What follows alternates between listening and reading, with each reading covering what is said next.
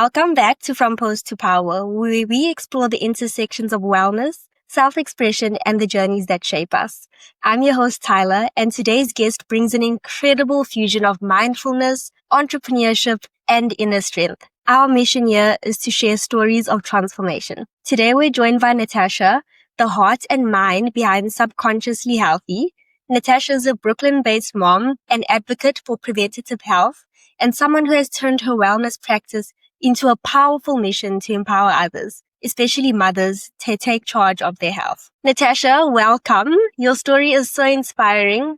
For listeners who are just meeting you, let's start with your core philosophy. How would you describe your view on health, and what was that moment or spark that made you decide to turn your wellness journey into your brand, Subconsciously Healthy? Yes. Well, first of all, thank you so much for having me. And I don't know how you found me, but you did. I sent those vibes out into the universe and Yeah. they sent me you my way. So I'm so glad Yeah. about that. Because I actually am just starting out and it happened 2 years ago when I went through a real challenging time, and that turned me into what I am today.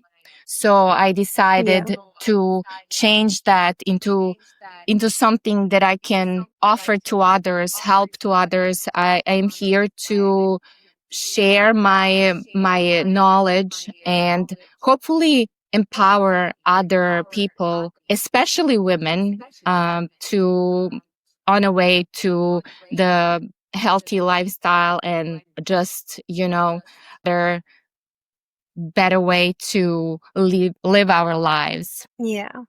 Yeah, well, that's Yeah. awesome. And I'm so glad to have you here today. So you were born and raised in Serbia before moving to Brooklyn. And I'm just curious as to how your background and your culture shaped your early ideas about health or community. Yes, I was born and raised in Serbia, and I came to New York at 26.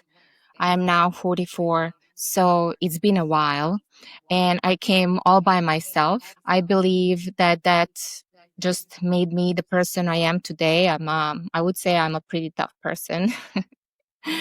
Yeah. And so what shaped me that's definitely shaped me into what I am today, my upbringing, but also, also carrying some good and bad things from the upbringing. I Yeah. believe, there's always something that, I can improve. And I would say the West, I'm somewhere in between the East and West. Yeah. So I incorporate into my health practice parts of the Eastern, but also Western philosophies. As Yeah. everything in life, I like to keep I think the balance is the key. Yeah, I think balance is always important for anything that we do. For anything that we do, exactly. Yeah. So, And you've been practicing yoga for 20 years. That is an incredible dedication and a big commitment. How has your yes, relationship with yoga changed now that you're a busy mom with 2 young kids? it's just being better, and it's always some new things to learn. I'm actually very happy for for your account that I found you, and just seeing all those incredible yoga instructors just, Yeah. empowering me to practice even more yoga, because there's just always so much to learn. Yes. Yeah, it's really amazing. Yoga is amazing for everything, for mind and body connection. It's just a perfect addition to my lifestyle. Yeah, no, of course. And I love so much the fact that you do different intense workouts, but you still prioritize yoga on those rest days. And can you speak about why that act of going within and stretching is so essential, even though you're also doing your heavy lifting or dancing? Mm-hmm. Yes, it's so essential to me, just going inwards, and especially when I went through the very difficult time. So now let me start with what I went through 1 year is the loss of my mom that was really quick.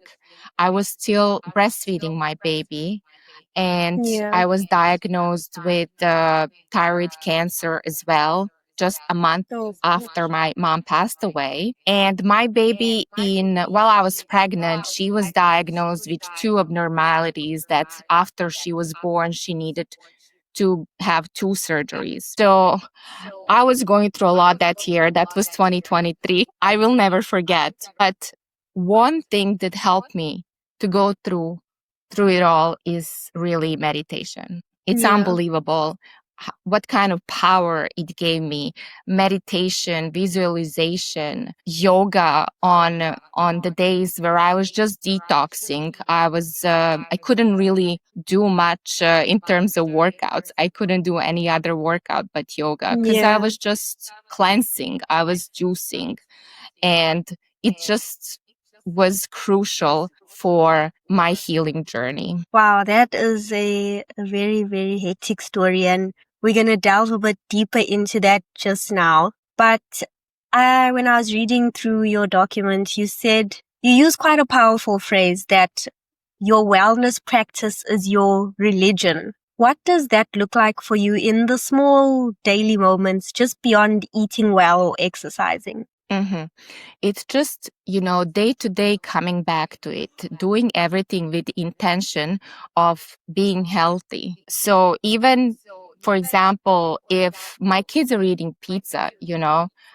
I will have a slice of pizza, I will indulge in it because, at sometimes it's fine, but I will Yeah. always come back to my healthy habits. Yes, yes, of course. Practicing it just means, I wake up in the morning and I don't really have much time. As soon as I wake up, I'm getting my kids lunches, getting them ready for school. But as soon as they get out of the door, I organize myself in a way that my partner takes them to school. As soon as they get out of the door, I am meditating. So Yeah. I made it is really like a religion, and time management when you're a mom is everything. Yes, no, I can imagine. I can imagine.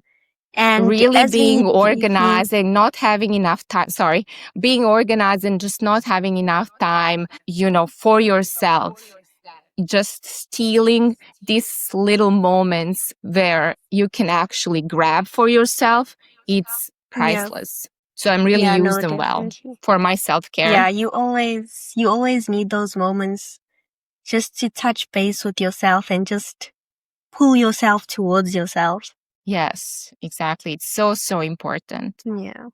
And you touched on this briefly just now, but you came on this show specifically to share a period of time which was immensely challenging for you. Like, as you discussed earlier, losing your mom to cancer and then facing your own diagnosis while breastfeeding, all while your baby needed surgery. It sounds like it was extremely overwhelming for you and an intense amount of trauma and stress that you went through during that period. And I just wanted to know if you could talk us through that time and what it felt like to navigate through all of that. Yes. Well, it was really like I was hit by a bus at Yeah. once. Everything happened really just within a couple of months. I would just say it really, I guess, the compounding of the stress started probably when I was 3 months pregnant, and at the ultrasound, they found two cysts, one on the lung and on the stomach of my baby. And Mm. they didn't really even know what it is. That it was so tiny that they did see that it's abnormal, but they didn't know what it is. So they were just on every checkup. It was the amount of stress that was coming into this on every ultrasound. Yeah. And then I gave birth to my baby. And although the doctors were, pretty sure that everything is going to be okay, and, even then I started really, more meditating than I used to before. And then just after a month, when I gave birth to my baby, my mom was with us. She lives in Serbia, but she was with us at the time to help me out with my son and the baby. And then she got sick suddenly. She was always a healthy woman. She was 68. She got suddenly sick and she needed the doctor's care. She went back to Serbia right away. And basically 5, 6 months after, she passed away. I'm so sorry And we about went that. to, well, it's life. Thank you so much. And so we went to see her for the last time, and that was very traumatic. And then when we came back, basically on the flight back, she passed away. So I wasn't there to be on her funeral and things like that. But those are the things you have to live with when you're an immigrant. Yeah. And especially because I wasn't alone anymore. I had a family. I had a little baby. I had a 3-year-old at the time too. So yeah. And so that happened, and then a month after that, I noticed a bump on my neck, and I acted on it immediately. I made doctor's appointments. They diagnosed me with thyroid cancer at all odds, even though they say it's like a tiny percentage of people that get it, but I was the one. Yeah. And then you just go through everything, and everything just like trickled down on me. So that was, let's say, May, June, when they gave me the final diagnosis. And then I was um, I was scheduled for surgery in right a week after my baby surgery. So that was very traumatic. I had to postpone that surgery because it was too traumatic to go through one surgery for my baby. And Yeah, then definitely. I postponed it a little bit, which was good because they found that there was more cancer on the thyroid, that they needed to take out the whole thyroid. Basically, I was pretty much opposed to it, and there is a lot I can say about it. I was researching about cancer when my mother died, started before when she was diagnosed, and then I I knew pretty well what to do and how to treat myself. But I had a family, and I really didn't want to have a surgery. But because I had a family, these are the things that sometimes we as mom, we need to, find the lesser of two evils. And Yeah. so even though I wanted to go more on a holistic path and try to myself, if I was alone, I would probably try to do that, because I know that thyroid cancer is a slow growing cancer. I mean, it was there probably for a long time, but with the amount of stress I was going through, that just popped out and grew exponentially bigger. So I know how important it is, emotional state and just the overall lifestyle of one person for the overall health and for prevention of the disease. Yeah. Wow, that is a very, very intense story, and you are so strong for getting through all of that, and especially the fact that you had literally a newborn and another small child to take care of as well. That is true resilience that you demonstrated during that time. It was a lot to And take in, and also, yeah. you said that meditation became your lifeline, and you would practice meditation twice a day sometimes. When the Yes. world felt like it was pretty much falling apart for you, what did that daily meditation do for you, and how did it give you peace throughout all the turmoil in your life during that time? Yes, so I was actually lucky enough to find the interview and the reading, and then I ordered the book from Dr. Joe Dispenza. And I was kind of studying his book on meditations, and there were different types of meditations there that I implemented in through my healing journey. So one of the meditations that I really liked, actually a couple of meditations, there were two meditations that I really liked there. There was one heart meditation that I really loved, and getting back to your heart and just feeling all the love. It's extremely powerful. And the second meditation is just clearing up all the energies from your chakras. So it's blessing of all the chakras. And those two meditations really on the daily basis really help me a lot through healing and just as so basically I just want to mention here the this podcast is part of my healing. It's just letting my word out because my thyroid is in my fifth chakra, which is a throat chakra.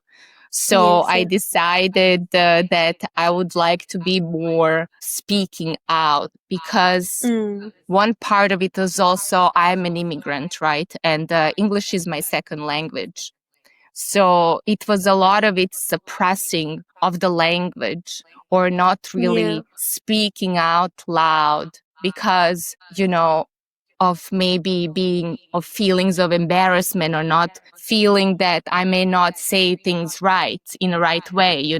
So this is now all a part of the journey as well as this podcast, just speaking out and being true to myself and speaking my truth. Yeah, well, we are so grateful to also share in this experience with you and help you through one of your steps of healing as well. And now that you are past this, I would like to know more about your steps to recovery. Beyond meditation, what specific things, such as detox or movements, helped you personally transition from a place of illness to where you are now? Yes. I would just wanted to mention that being really religious and being on top of all the health things that I was doing was really important to me.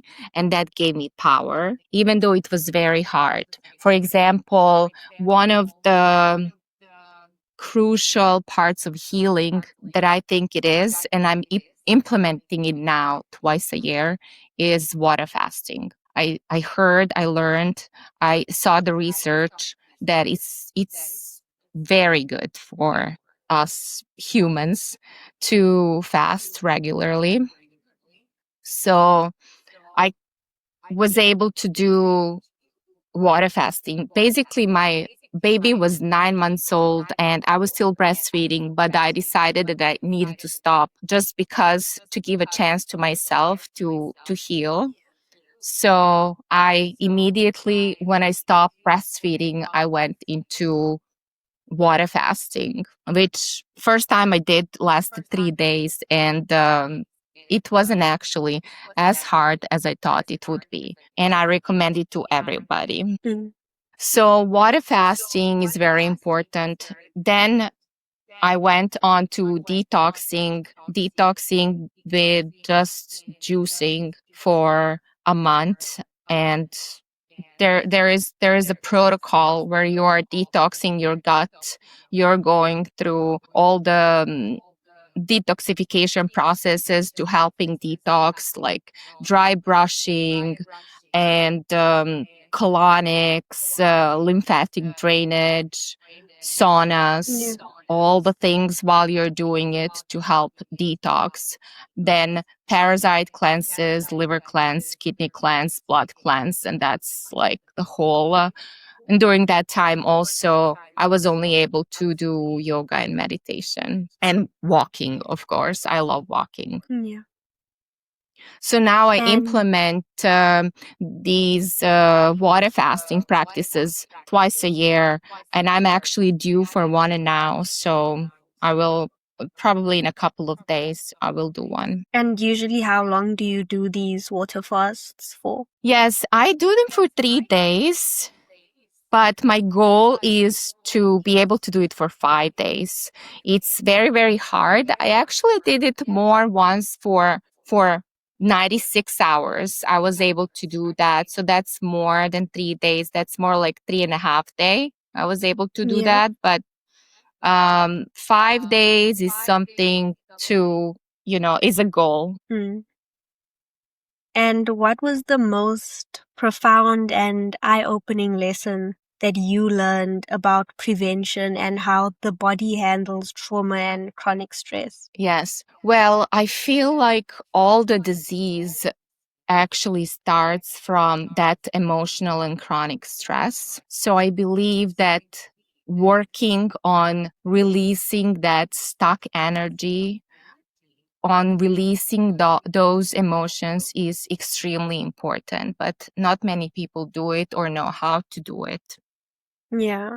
And then, of course, along with the nutritious foods and movement, it's just, it makes it all, you need to do it all together to make it work. And it's hard. It's not an easy work. It's extremely Yeah. hard work, but from all the hard work, you are just more empowered. Yeah, no, I can definitely imagine that. And now, after your journey and after everything you've experienced, you now focus on empowering other moms out there. And it's often tough to prioritize ourselves when we're running on empty. And I just wanted to ask, what is the very first, most practical step that you would give to an overwhelmed mother to help her to start reclaiming her health? For everybody is different, really. So everybody has something, that we are all different people. What works for me might not work for others in terms of time Mm, management or in terms of nutrition even. Some people are yeah. vegans and that's good for them, but for some people that might not be good. So I understand that we are all different, and I like to listen to the person and understand better their background, and then we go from there. I don't think I can say there is one thing. Maybe, there's always what you can do for yourself is to move every day, I would say. Move every day and just make sure that you you put in some nutritious foods into your body. Yeah, definitely. I feel like diet is so important, and a lot of the time we don't really acknowledge how important a good, healthy diet is for us. But I also saw earlier you said that your mantra is prevention is key and knowledge is power. What piece Yes. of essential health knowledge do you feel that most women are overlooking today? Yes. Well, I would say, there are little tips and tricks you can do every day. So, for example, thinking about just blood sugar spikes, we don't think about them, we overlook them. But it's very important because the more spikes you have in a day, it can build up over time. And blood sugar spikes can happen from just eating a piece of toast with butter. If you're on a run, so many women just have a toast and butter in the morning, which is, you can still do that, but move right afterwards, or have a little apple cider vinegar before. So tips like that, like eating pizza Yeah. with your kids, but have a little apple cider vinegar before, or go for dinner, go for a walk after dinner, things like that. Mm, And also think about, we as moms, there's a lot on us, I feel a tremendous responsibility towards my children to help them understand and live healthy lives. So what I give them, it's very important. I teach them about vegetables, the importance of vegetables and fruits every day. For a snack, school snack, I send them with fruits. For example, I heard some other kids have sodas for a snack or candy. It's so bad, I don't even know, but people just don't know. They just do what's the easiest path. So I'm trying yeah. to teach them what is it to be healthy, and to kind of lead by example for the most part. They still have candy. There was Halloween there, they had candy. It's fine, but also, how much of it, So it's like I am the Yeah. one who is a police in the house, and it's okay. I'll be that person, for the well-being of them. Because if they are sick, it falls on me, back on me. So for us moms, we have tremendous responsibility for the health of the whole family basically falls on us. So what we buy, go to the grocery, try to buy a variety of fruits and vegetables and you'll be okay. I would say that. They say, think about it, in a week to have about 30 different fruits and vegetable plants. Actually, it can be teas, it can be herbs, spices, but it's a Yeah. diversity is what matters. It's really important for the gut health. Yeah, no, I definitely feel like a little bit of everything in moderation is always helpful for us to keep Yes. a healthy, balanced diet. And also, we do need to treat ourselves every now and again. Otherwise, what can Yes. we look forward to? Exactly. 100% agree. Bring some joy into your life. So Yeah. I'm 100% for that. Yeah, and at the end of the day, it's all about how we treat ourselves and also how we treat others. How does tending to your own wellness first make you a better mother and partner? I just feel I feel better. I'm 44 years old. Once you turn 40, you really have to clean up your diet. Otherwise, it's all going downhill. At least that's how I feel. So my diet and my lifestyle just give me energy to deal with life, with kids, and with everything I do. Yeah. I feel like if our own cup is empty, how can we fill up the cups of others? So I feel like as long as we take care of ourselves first, then we can take care of those around us. Yes, exactly. It's so important. When I feel overwhelmed, when I'm in the house with the kids, I'll go outside, I'll go outside for a walk. It's the best medicine for me. Yes, definitely. And our theme is from pose to power. So I just wanted to ask, how do you feel the mindful daily choices you advocate for help a woman change her pose and her stance in life, making her feel more powerful and present? Yes, well, I love the name of your podcast. It's really amazing. Pose from pose to power, which means to me, it's from pose, it's take a pose, but it's hard work, knowing how to do that pose and doing it correctly. It actually takes years of practice, for example, in yoga. And like everything in life, it takes hard work to do something right, and that's when you feel empowered. Mm. that's No, that's where definitely. where the power comes from, and we all want to feel powerful. It's a great feeling to have, feeling powerful, right? But it comes from hard work, and Mm. don't overlook the hard work. Don't take the easy path. Take the harder path, or path less likely you would take, Yeah. Natasha, this has been so powerful, and just hearing your story has been truly inspirational. And before we wrap up, where can our listeners connect with you and explore the resources that you offer? Yes. So for now, I only have my Instagram account, which is Subconsciously Healthy. And I'm trying to post there on a regular basis and give some insights and tips. But there will be more from me to come. Eventually, my plans are to do the podcast as well and to help other people.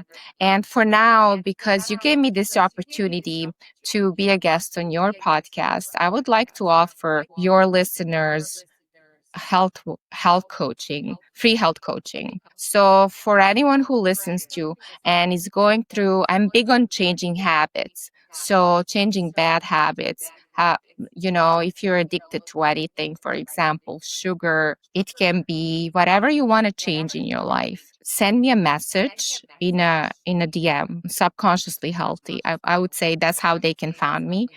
let them send me a message and write me the story and what they want to change. And I'd like to help there. And then I will let you know how that went. But I'm going to offer free coaching for one of your listeners. Well, that is so special. Thank you. Thank you so much for that. And yeah, that's that. Natasha, if you could leave our audience, especially the moms out there, with one final empowering mantra or piece of advice to embrace right now, what would it be? Oh my God, I'm all really bad on just one thing, only. And but I would say just try to live this day in the present moment. Don't think about too much about future. Don't dwell on it, and don't dwell on the past as well. Just try to enjoy your life and, just see how that unfolds for you. Natasha, thank you so much for joining us today and for sharing your powerful story of turning a challenge into a beautiful mission to help others. To our Thank you for having me. community, stay grounded, stay curious, and remember, power begins with presence. Until next time on From Post to Power, thank you so much. Bye. Thank you so much. Bye-bye.